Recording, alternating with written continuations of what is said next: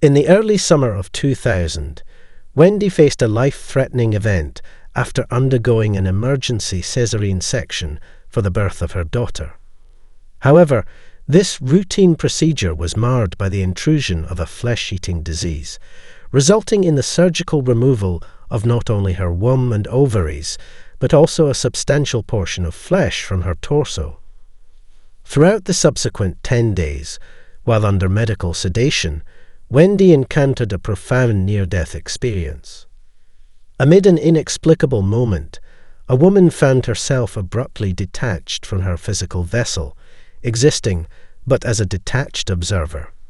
The encounter was otherworldly, bathed in an ineffable light that magnetically pulled her towards an unknown serenity, a realm transcending linguistic portrayal.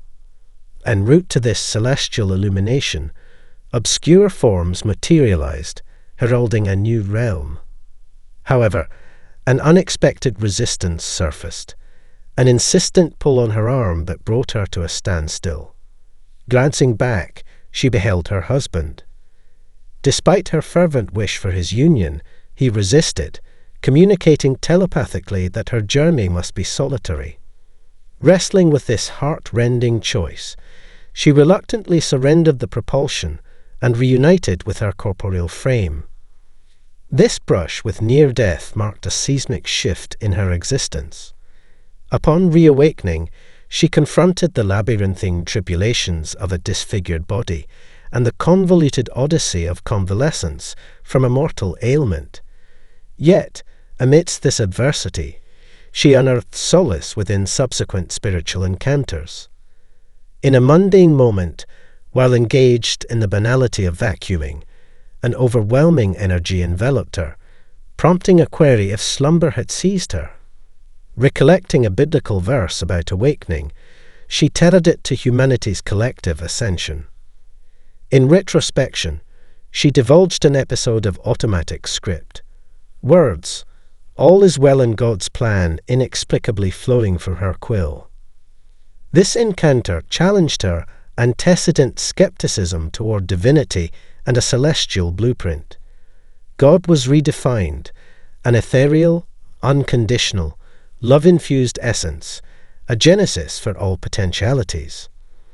This paradigm shift ushered her into an existential struggle, grappling with the perennial query of suffering within this divine orchestration, especially amidst virtuous souls.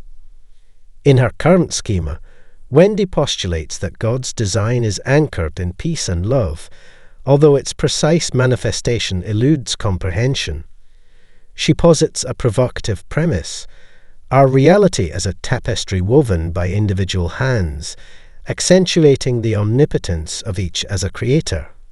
Wendy introspects, contending her bout with the flesh-consuming affliction stemmed from a deep-seated repudiation of femininity from formative years. Wendy extols the exploration that our thoughts sculpt our reality. She contends that harboring negative self-perceptions, feeling unworthy or inadequate, begets suffering. Envisioning God as an unadulterated, benevolent entity, she advocates synchronizing thoughts with this affirmative paradigm, liberating oneself from self-inflicted torment. For transformation, Wendy proffers a fourfold method in navigating emotions. Firstly, she accentuates owning emotions, recognizing their internal genesis. Secondly, she proposes curbing excessive ruminations, acknowledging the mind's limitations. Thirdly, she champions embracing emotions rather than evading them, honoring their validity. Lastly, Wendy prescribes observing emotions with detachment, employing breath as a conduit for novel perspectives. Examining the complexities of human emotions, Wendy delves into a realm where simplicity converges with profound wisdom. She espouses a method that, despite its surface-level ease, unlocks gateways to higher understanding and transformative energies. Much akin to Einstein's paradigm, Wendy views problem-solving as a shift to loftier cognitive planes. She echoes this sentiment in emotions, advocating a similar elevation in comprehension and management. The intricacies of negative thought patterns interlace with emotional energies, Wendy asserts. She endorses an approach that treats these dynamics not with condemnation, but through a lens of compassionate inquiry. Rather than eradicating the egoic mind, she advocates for its assimilation into the broader spectrum of human experience.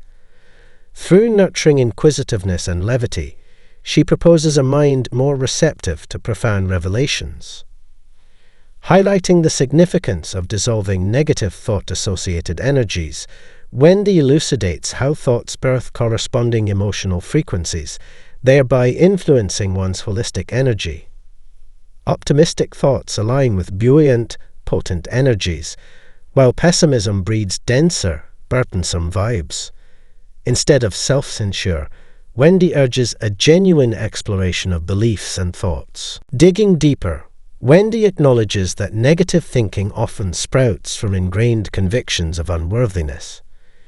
She recognizes the necessity for profound introspection coupled with energetic purging to uproot these underlying beliefs. Citing psychological studies, she contends that negativity exerts a weightier influence, necessitating a higher influx of positive thoughts for equilibrium. Wendy champions healing and cleansing negativity over mere positivity promotion for holistic growth. Wendy's personal voyage through self-discovery unfolds as a saga of unraveling her soul's labyrinthine layers of pain. Her tale serves as a testament to the transformative alchemy inherent in personal trials. She stands resilient, devoid of regret, embracing the tapestry of her experiences with unwavering fortitude.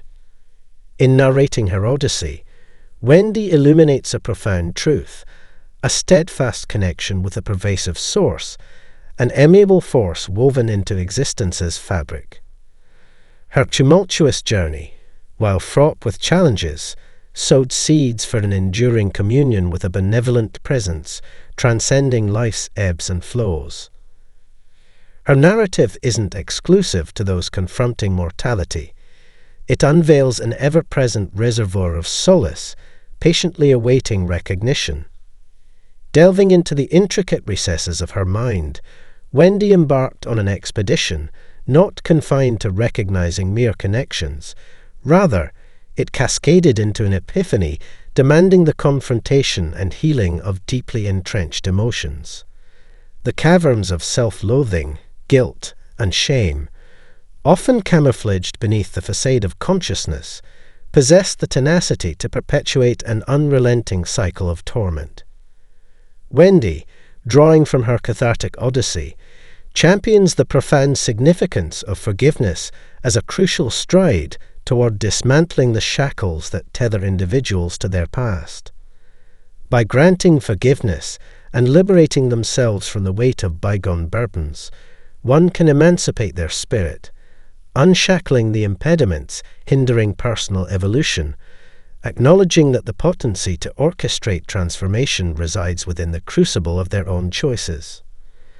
Contemplating Wendy's narrative not only compels us to acknowledge the profundity of her revelations, but also prompts the realization of the universal resonance reverberating within her expedition.